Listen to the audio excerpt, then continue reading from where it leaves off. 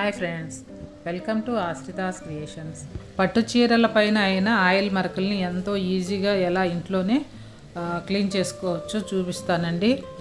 సబ్బు షాంపూ ఏమి వేయకుండా, నీళ్ళల్లో ముంచకుండా, ఉతకాల్సిన అవసరం లేకుండా, ఎంతో ఈజీగా ఏమీ కష్టపడకుండా దీనిపైన ఆయిల్ మరకలు పడ్డాయా అని ఆశ్చర్యపోయేటట్లు క్లీన్ చేసుకోవచ్చండి. బయట మనము షాప్లో ఇచ్చామంటే 300 to 400 రూపీస్ ఛార్జ్ చేస్తారు. అదేమీ లేకుండా ఇంట్లోనే సింపుల్గా మన ఇంట్లో ఉండే వస్తువుని యూజ్ చేసి మనము ఈజీగా ఎలా క్లీన్ చేసుకోవచ్చు. అసలు ఇక్కడ ఆయిల్ అయ్యిందా అనే డౌట్ కూడా వస్తుంది. అంత నీట్గా క్లియర్ అయిపోతాయండి. ఎలా చేయాలో చూసే ముందు మన ఛానల్ని కొత్తగా చూస్తున్నట్లయితే లైక్ చేయండి, షేర్ చేయండి, సబ్స్క్రైబ్ చేయండి.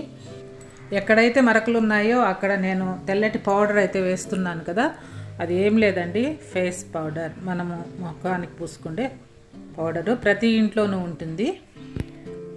ఎక్కడైతే ఆయిల్ పడిందో, మరకలు ఉన్నాయో అక్కడ పౌడర్ మొత్తం చల్లేసి ఒక పూటంతా అలా వదిలేయాలండి.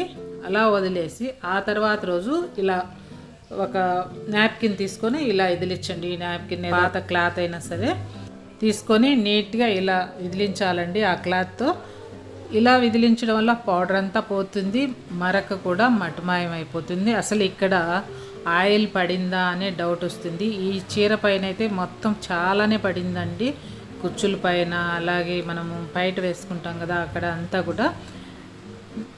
ఒక గుడికి వెళ్తే అక్కడ ప్రసాదం ఇచ్చారు, ఆ ప్రసాదంలోంచి మొత్తం ఆయిల్ అంతా మొత్తం కారి చీర అంతా పాడైపోయిందండి.